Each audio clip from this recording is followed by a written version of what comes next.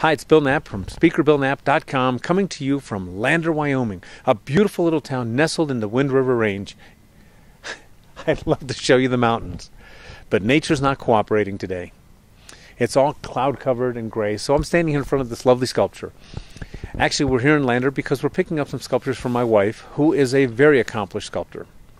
Look up her work under ChristineKnappSculptor.com.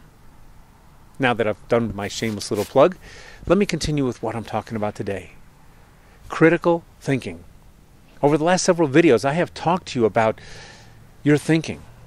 And I've gotten some response from people saying, Bill, what exactly is critical thinking? Boy, am I glad you asked. Critical thinking. Let's look at your thinking in two different levels. The first level of thinking is your reactive thinking. That's what we do 90% of our time. Something happens, we react. Remember those brain chains I talked about several months ago?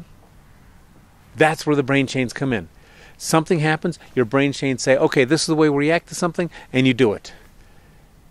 And if you recall, brain chains aren't necessarily based on fact. They're based on the truth we have put into our own minds. Critical thinking is where you step back, realize that you may have some prejudice, you may have some bias, you may have some preformed opinions. What you want to do is set those aside. Let yourself be open to other possibilities. Let yourself see that there's other things out there. And then make a new determination. It may be the same thing you had before, but at least you've considered all the possibilities. Think about your thinking. It's extremely important. Thoughts are so strong. Thoughts affect us in so many ways. Now at this point I'm going to hear people say, oh come on Bill, I've been thinking all my life. It's never really bothered me before. It's not failed me up to this point. Yes it has. Sorry. In too many cases it's failed us and we don't even realize it. So I'm going to start off by apologizing because I'll probably mispronounce it. It's called Takotsubo syndrome. A medical term. Don't believe me? Look it up on the internet. Everybody's got a computer. Look it up. Also known as broken heart syndrome. This is where people allow their emotions, their thoughts to get so rampant that they put themselves into a major cardiac event.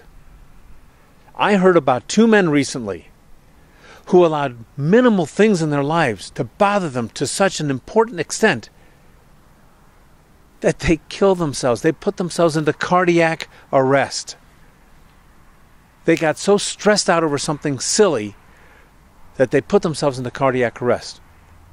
Now, I did a little bit of reading on this, and I'm not an expert, but I can tell you this much. They say that the majority of people that have Takotsubo syndrome don't have prior blockage in their arteries. That means that these perfectly healthy people are killing themselves with their emotions and their thoughts. Why do they call it broken heart syndrome? Because they've attributed this to a number of people who have lost a significant other in their lives, or a person who has suffered a major devastation in their life. And they get so emotionally upset that they have a cardiac event and maybe even cardiac arrest like those two gentlemen I told you about. Now think about it this way. If that's what thoughts can do to you on a negative side, oh my gosh, what can they do for you on the positive side? It's limitless. So think about it. Think about your thinking. I'm sure you're going to be glad you did. Until the next video, this is Bill Knapp from BillKnappBlog.com. Please live in abundance and with unbelievable amounts of gratitude.